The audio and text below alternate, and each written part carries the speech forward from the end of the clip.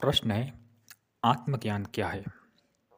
दूसरा प्रश्न है आत्मज्ञान और ब्रह्म ज्ञान में क्या अंतर है। हम दूसरे प्रश्न से शुरुआत करेंगे। यदि दूसरे प्रश्न का उत्तर मिल गया तो प्रथम प्रश्न का उत्तर तो स्वयं ही मिल जाएगा। आत्मज्ञान ही ब्रह्म ज्ञान है। जब हमें यह ज्ञान हो जाता है कि यह सब कुछ ब्रह्म ही है, मैं ब्रह्म ही हूँ, अहम ब्रह्मास्मि, सर्वम खल्विदम ब्रह्म, इसे ब्रह्म ज्ञान कहेंगे। और यह ज्ञान किसे होगा? स्वयं का ज्ञान होगा, स्वयं को ज्ञान होगा। स्वयं का ज्ञान ही आत्मज्ञान है। लेकिन ये स्वयं का ज्ञान क्या है? स्वयं यानी मैं कौन हूँ? मैं ही तो ब्रह्म हूँ। ब्रह्म ही आत्मा है, आत्म ही ब्रह्म है। तो ब्रह्म ज्ञान ही आत्मज्ञान है। और आत्मज्ञान ब्रह्म ज्ञान है। आत्मज्ञान क्या है? ब्रह्म का ज्ञान होना ही आत्मज्ञान है। ब्रह्म क्या है? मैं ही ब्रह्म हूँ, अहम ब्रह्मास्मि, सर्वम खल्विदम ब्रह्म। यह सब कुछ ब्रह्म ही है। यह ज्ञान, इसे ब्रह्म ज्ञान कहो या आत्मज्ञान कहो, वस्तुतः कहना अलग बात है और उसमें स्थित होना अलग बात है। कहने को तो अनेक शास्त्रों में कहा गया है अहम ब्रह्मास्मि, सर्वम खल्विदम ब्रह्म, लेकिन उसमें स्थित होना अलग बात है। यह बहुत लंबी प्रक्रिया है। हमारी दिमागी संरचना कुछ ऐसी है, बचपन से लेकर अब तक न जाने कितनी सूचनाएं हमारे मस्तिष्क में भरी है। उन सूचनाओं के आधार पर ही हम निर्णय लेते हैं। हमें बचपन से जो बताया गया है हम वही अपने आप को मान बैठते हैं। उस अपने को मानने को, इस शरीर को मैं मानने को झुठलाना एक बहुत लंबी प्रक्रिया है। दिमाग बार बार हमें यही बताएगा कि मैं देह हूँ, क्योंकि दिमाग का काम ही ये है, देह को संचालित करना। तुम्हें बार बार अपने आप को समझाना होगा मैं देह नहीं, मैं आत्म तत्व हूँ। यह प्रक्रिया निरंतर चलती रहेगी। कभी आप उच्च स्थिति में होंगे, कभी आप निम्नतर स्थिति में होंगे। यह संघर्ष अनवरत चलता रहेगा। लेकिन एक दिन ऐसी स्थिति आएगी जब आप अपने आप में स्थित हो जाओगे। आपका मस्तिष्क भी यह मान लेगा कि मैं ही ब्रह्म हूँ, यह सब कुछ ब्रह्म ही है, ब्रह्म के अतिरिक्त कुछ है ही नहीं। लेकिन उससे पूर्व विचलित नहीं होना है, निरंतर अपने पथ पर आगे बढ़ते रहना है। दुनियावी आकर्षण विचलित कर सकते हैं।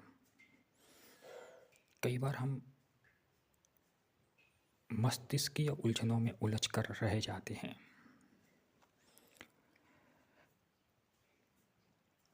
मन को ही मैं मान बैठते हैं।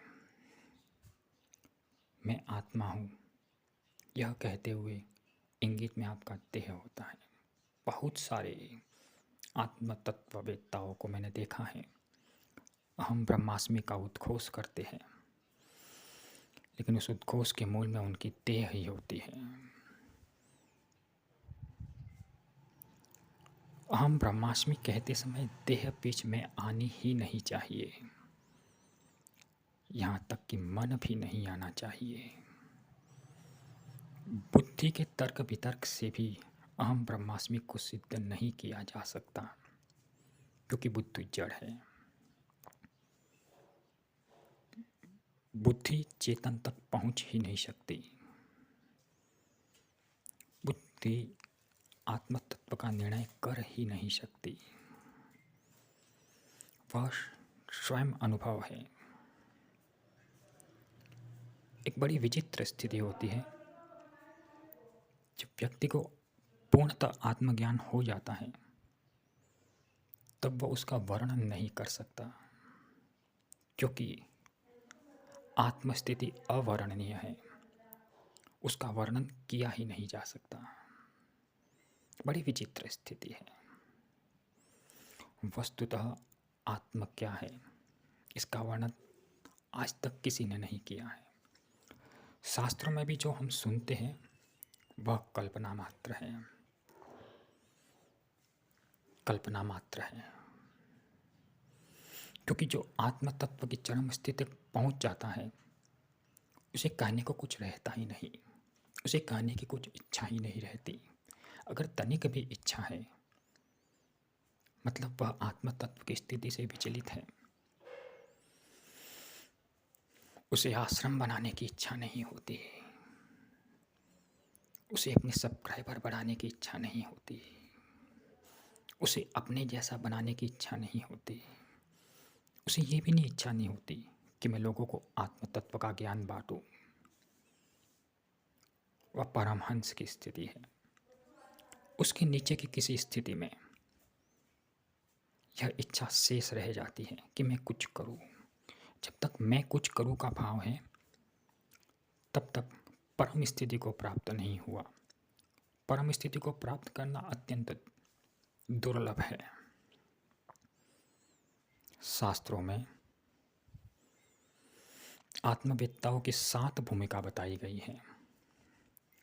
अमूमन तृतीय भूमिका जागृत अवस्था, चतुर्थ स्वप्नावस्था, पंचम षष्टम सप्तम ये दुनिया से धीरे धीरे उपरत होने लगते हैं। इनको दुनिया से कोई मतलब नहीं रहता। इनके लिए न पुण्यम न पापम न सौख्यम न दुखम। उनकी दृष्टि में पुण्य पाप कुछ होता ही नहीं। फिर क्या किसी को पुण्य करने का उपदेश देंगे। उनकी दृष्टि में सही गलत कुछ होता ही नहीं। फिर क्या किसी को कुछ सही करने का उपदेश देंगे।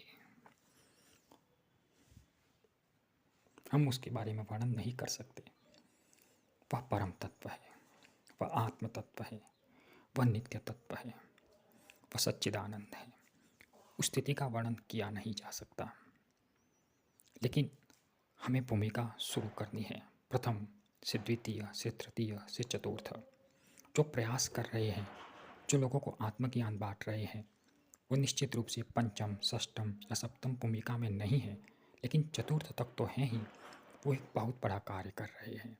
उन्हें धन्यवाद है। ओम शांति शांति शांति।